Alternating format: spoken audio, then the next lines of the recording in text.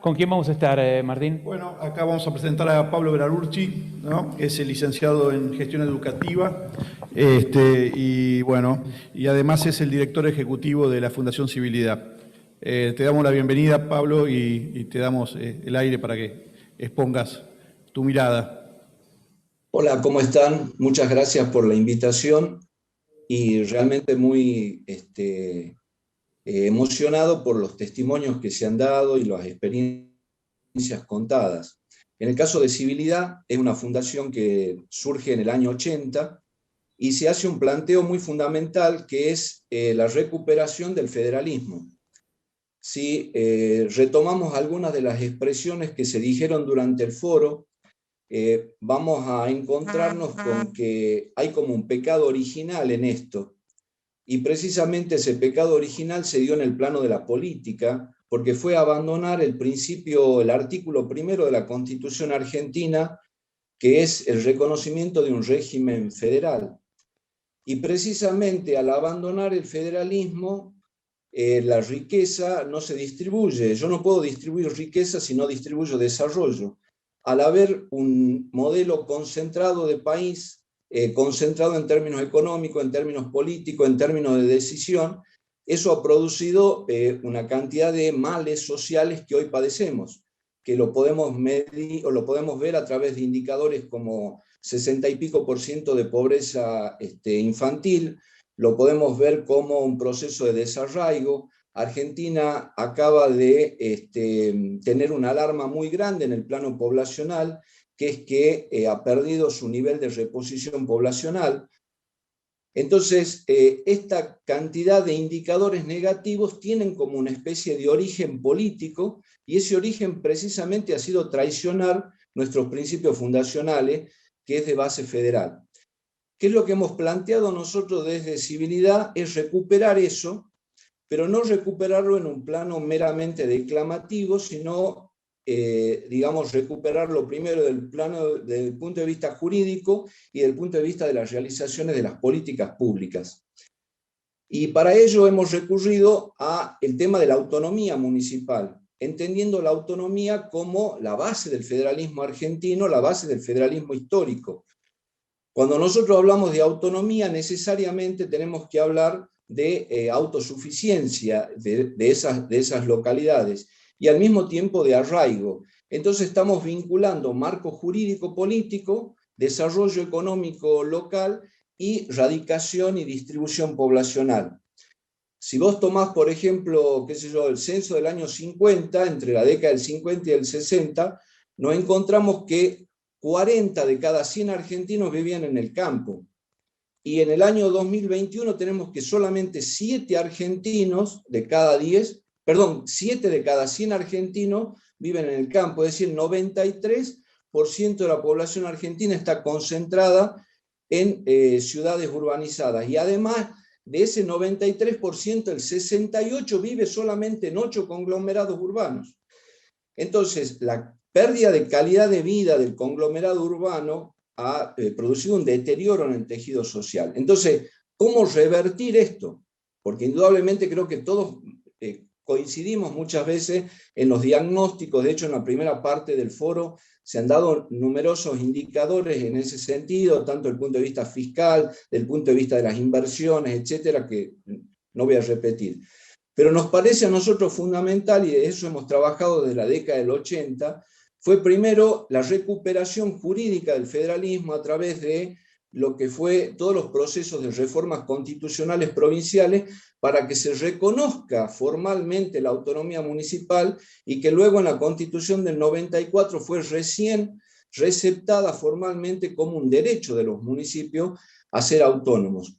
¿Qué implica la autonomía? La autonomía implica que empiezo a gestionar, a generar, a promover, a articular el desarrollo local.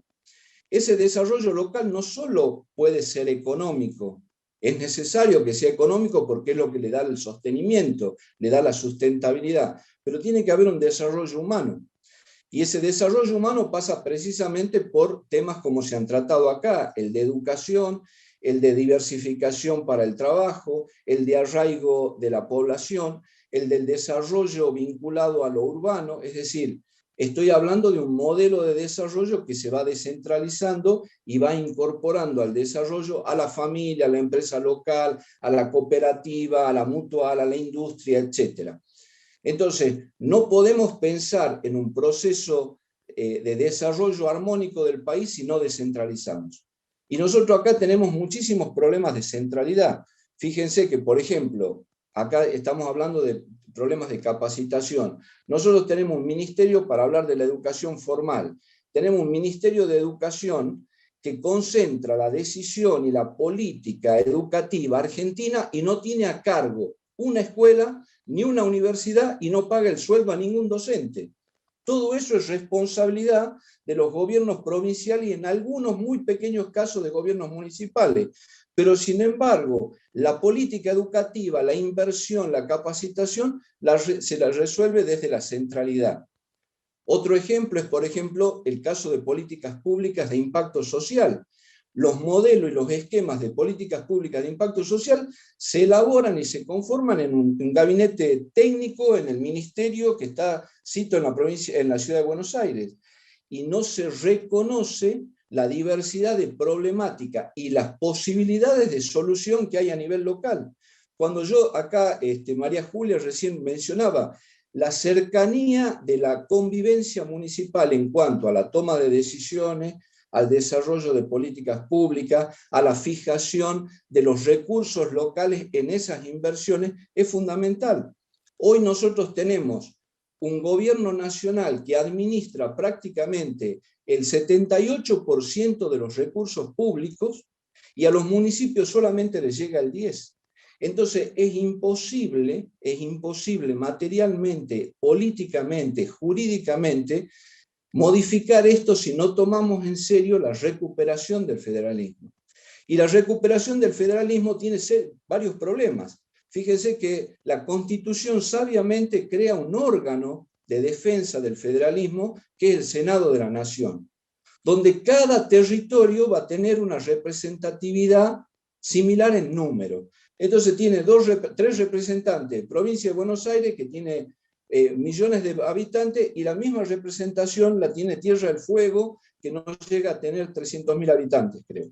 Entonces, la idea del Senado es precisamente que se distribuya el desarrollo, que haya una cierta garantía de distribución del desarrollo y, por tanto, de distribución de oportunidades y distribución de riqueza. Pero, sin embargo, el Senado de la Nación se divide en bloques políticos partidarios. Entonces resulta que nuestros senadores provinciales, en vez de proteger, defender, mantener políticas fiscales, políticas de salud, políticas educativas que promuevan el desarrollo local, defienden o sirven a los intereses partidarios de uno o dos sectores. Entonces, esta transformación que estamos planteando y que venimos luchando desde Civilidad, y que veo que hay numerosas instituciones que reman en este sentido, tiene para nosotros esta clave, que podríamos sintetizarla en 3A: autonomía municipal, autosuficiencia económica de los municipios y arraigo de la población en esos desarrollos. De lo contrario, el centralismo, la concentración económica y el enriquecimiento indebido de regiones respecto de otras va a seguir siendo nuestro mal, y lo que vamos a poder hacer, lamentablemente, van a ser pequeños parches que van a terminar agravando, digamos, las condiciones, pero no solucionando el problema.